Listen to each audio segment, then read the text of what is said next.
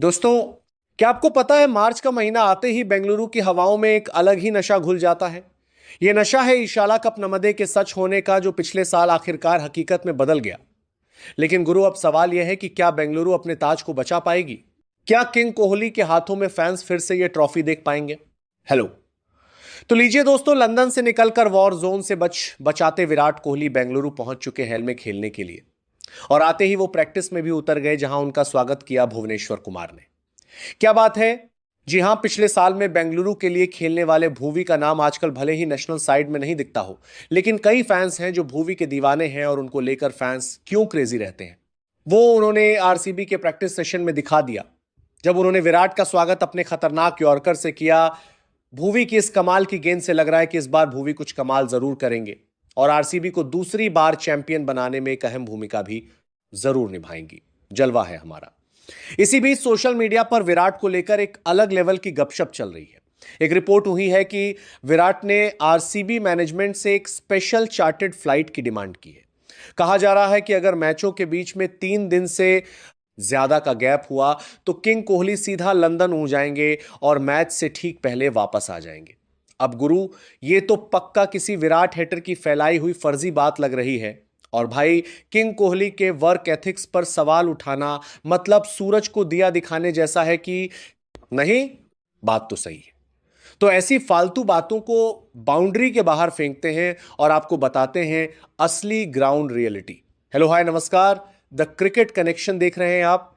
आज बात होगी विराट कोहली के उस विराट संकल्प की, जो 28 मार्च को हैदराबाद के खिलाफ अग्नि परीक्षा देने उतरेगा। चुन चुन के मारूंगा।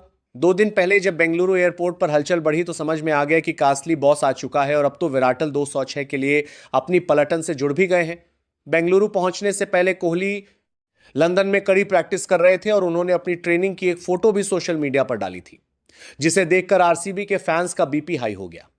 पिछले सीजन में कोहली ने 15 मैचों में 54.7 की एवरेज से 144.7 की स्ट्राइक रेट से 657 रन कूटे थे, जिसमें 8 हाफ सेंचुरीज, 66 चौके और 19।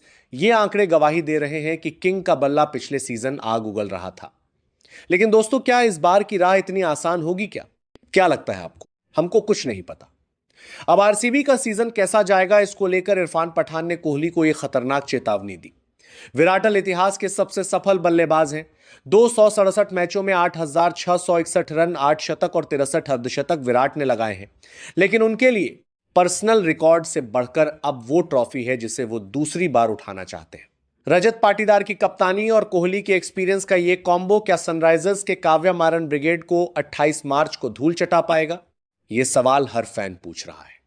और इस बीच टीम इंडिया के पूर्व ऑलराउंडर और अब मशहूर कमेंटेटर इरफान पठान ने भी कोहली के लिए एक बड़ा रेड फ्लैग दिखाया है और कहा है कि इस बार चीजें कोहली के लिए थोड़ी अलग होंगी। पहली बार वो टेस्ट क्रिकेट से पूरी तरह से कोहली के लिए संन्यास लेने के बाद सीधे आईपीएल की हाई इंटेंसिटी वाली आग में कूदेंगे। अब वो इंटरनेशनल क्रिकेट में सिर्फ एक ही फॉर्मेट खेल रहे हैं। किसी के लिए भी लंबे ब्रेक के बाद सीधे टीबीज की आक्रामकता में ढलना इजी नहीं होता। देखा जाए तो इरफान ने पते की बात बोली है दोस्तों। टीबीज में जब आप अग्रेसिव की भूमिका निभाते हैं और आपने बीच में ज्यादा कॉम्पिटिटिव मैच भी नहीं खेले होते तो टाइमिंग पकड़ने में मुश्किल हो सकती है।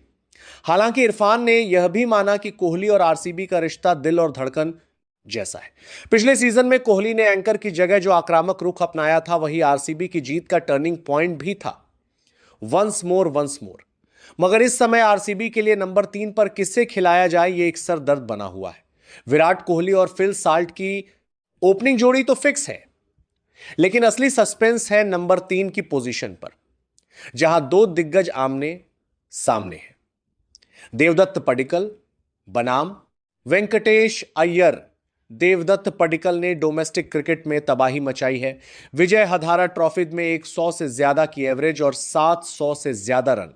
सुरेश रैना का भी मानना है कि आरसीबी को पडिक्कल को ही नंबर 3 पर खिलाना चाहिए, क्योंकि वो एक नेचुरल टाइमर है और टॉप ऑर्डर में लेफ्ट राइट कॉम्बिनेशन भी बना रहेगा।